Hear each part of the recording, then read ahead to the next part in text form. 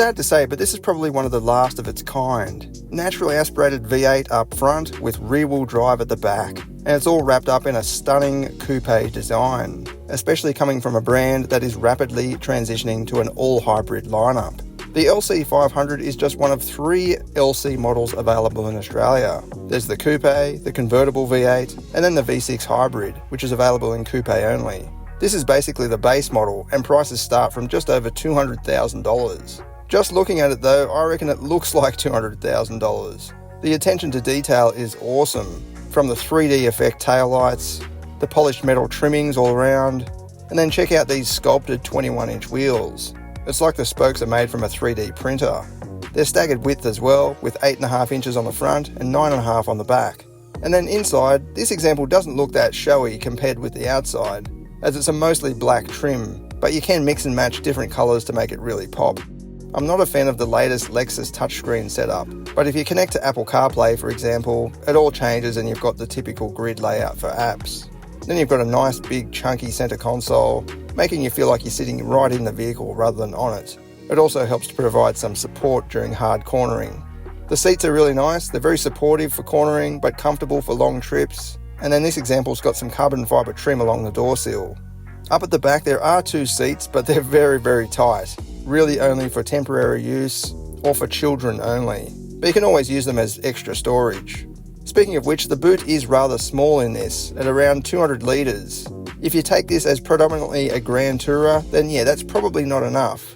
But if you consider it to be a sports car, then it might be a bit more acceptable. And then up front, we've got that glorious Yamaha-developed 5-litre naturally aspirated V8. Lexus has been running this engine in various forms for quite a while now, so reliability should be proven.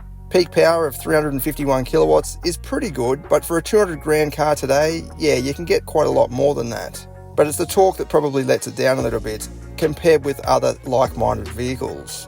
And considering this weighs around 1900 to 2000 kilograms. But you know what, it doesn't really matter. When you drive it, it sounds so good and it's got so much character. The performance is almost secondary. As stunning as it looks on the outside, it actually drives even better. Like, it just glides along, the suspension quality is just perfect. It absorbs the bumps. Yeah, if you take this as a Grand Tourer, then it's probably slightly sportier than a typical Grand Tourer, although only just. But then when you put it into Sport mode or Sport Plus mode, it becomes a proper sports car. This is much more agile than a typical Grand Tourer. But yeah, when you're just driving normal, I've got it in sport mode at the moment, and this is a pretty ordinary road, but it's still very comfortable. I could drive along a road like this for, you know, hundreds of kilometers and never be, you know, tired or get a sore back or anything like that. It's just gliding along really nicely. I think this engine definitely is, you know, the heart of the car. It makes the car.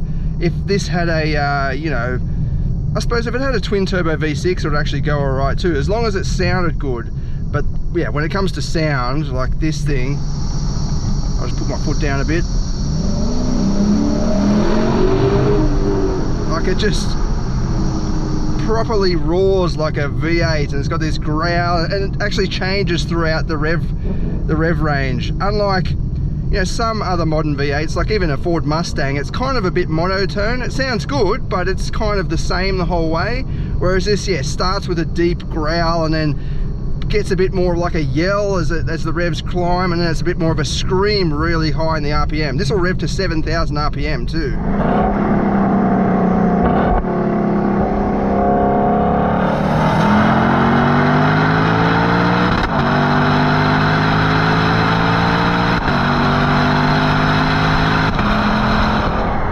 Using the paddle shifters, the gearbox is very precise, changes gear exactly when you say, but it's a 10-speed automatic, and at first you might think that's going to be rapid fire through all the gears, but it's not really like that. Some of the gears, or it feels like some of the gears, are quite long ratio. I'll give you an example just up here. So we'll knock it back to second. This is second gear, full throttle. And it winds right out. Like, you'll be surprised by how long each gear goes. I feel like the upper gears are where it starts to get a bit shorter, and it goes through, you know, 5th, 6th and 7th and all that a bit quicker. But yeah, that does mean that it's kind of injures the 0 to 100 time, the initial acceleration, I think anyway. We'll do the performance testing in a minute. But up through this tight twisty section, it's beautiful through here. Like, I know exactly what's going on. The rear end's got plenty of grip. I can kick it out if I want to. But it is that sort of naturally aspirated feel. So the more you push it, the more you get. And when you back off, it kind of just it backs off straight away. It's not like a turbo car where if you're drifting and you back off a little bit, it kind of keeps spinning the wheels for a second or two afterwards. This is naturally aspirated, so as soon as you back off, it's probably going to grip up pretty quickly.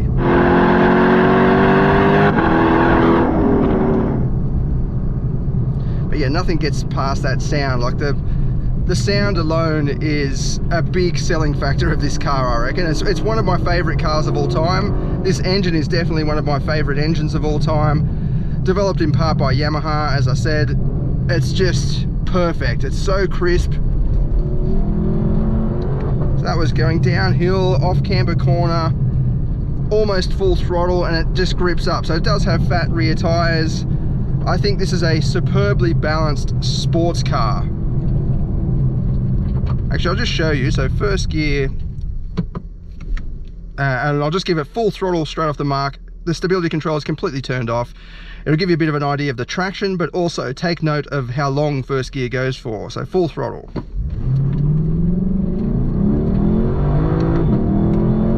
No wheel spin, or there might have been a tiny bit of just chirping of the wheels, but nothing crazy. With stability off, it's very well balanced.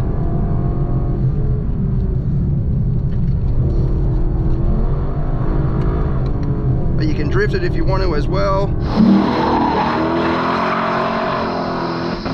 And it just does exactly what you say. That's what I loved about the ISF back in the days. It was a bit rigid, but for a driver, it was just did exactly what you wanted when you wanted, like very, very precisely. This carries over a lot of that trait actually, but it's just got a layer of luxury there, so you can cruise it around. You don't, bouncing around everywhere. Good front end grip, even though I'm going downhill and putting a bit of pressure on the tires. Yeah, superbly balanced.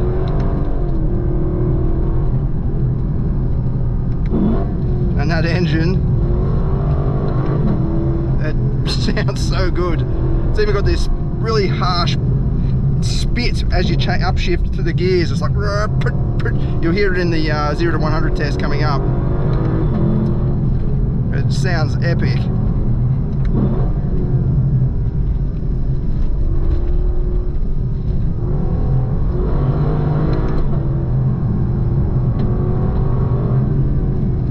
What a machine. Good brakes as well, even though this isn't a completely lightweight sports car. It's about 1900 kilograms. It pulls up really well, and it doesn't have carbon ceramic brakes or anything like that. They're just good solid brakes.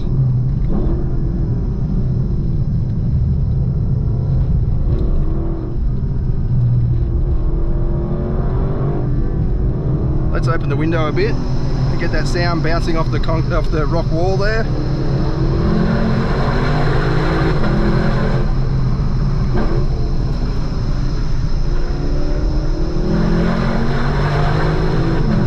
It's like driving around in a V8 supercar.